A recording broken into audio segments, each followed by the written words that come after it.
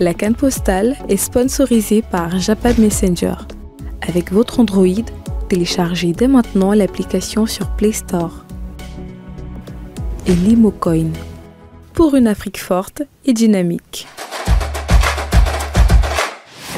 Bienvenue sur Global L Télévision. Nous continuons notre voyage avec Canne Postale et aujourd'hui, notre destination, c'est la Tanzanie.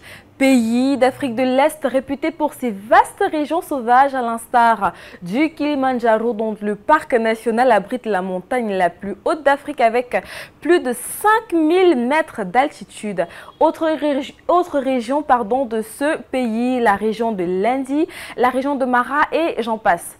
Ces régions abritent une faune diversifiée composée de lions, de buffles, de rhinocéros et bien d'autres encore. Dodoma, la capitale politique, accueille le siège du gouvernement du pays.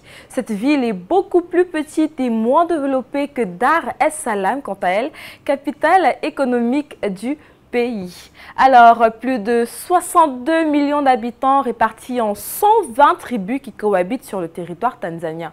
Si les Bantous représentent 95% des groupes ethniques, la seconde ethnie la plus importante est celle des Sukuma qui, elle, représente 15% de la population. Ensuite viennent les Gogo, les Aya, les Tambuka et bien d'autres petites ethnies encore. Les habitants du pays s'expriment en anglais et en Swahili et utilisent le Chili tanzanien.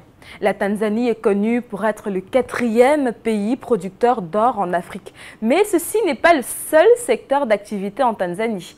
Il est aussi célèbre pour sa production en café et en coton. Il dispose également d'importantes réserves de charbon et de gisements de pétrole et de gaz. Autre secteur d'activité, le sport, notamment le football, qui est de loin le sport le plus populaire. En Coupe d'Afrique des Nations, elle compte inscrire pour la 3e fois son histoire. Mais avant, retraçons quelques moments importants de leur participation à cette compétition dans cet élément de Canne Postale.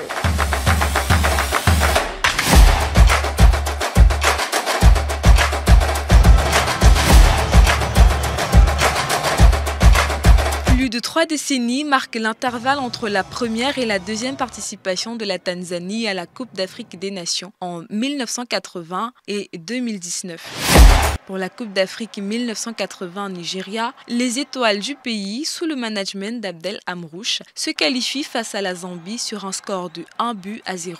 Une fois au Nigeria, les Taïfas affrontent dans le groupe A le Nigeria, pays hôte de cette compétition, l'Égypte et la Côte d'Ivoire.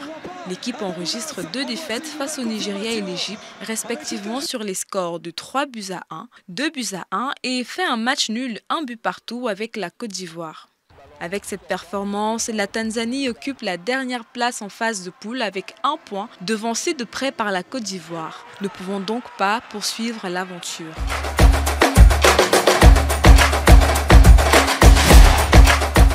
39 ans plus tard, soit en 2019, les étoiles du Kilimandjaro se qualifient de la belle des manières. En effet, l'équipe du coach Emmanuel Amunike file une raclée à l'Ouganda sur un score de 3-1.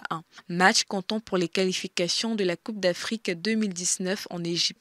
Mais pendant les matchs de poule contre le Sénégal et l'Algérie, les stars du pays ne parviennent pas à trouver la route du filet.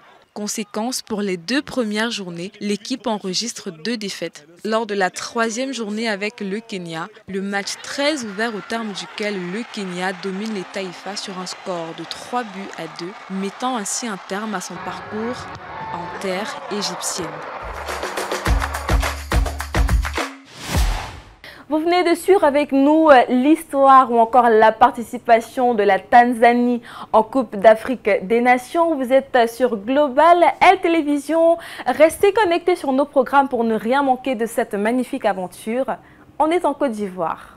À toutes. La canne postale vous a été proposée par Japad Messenger et Limocoin pour une Afrique forte et dynamique.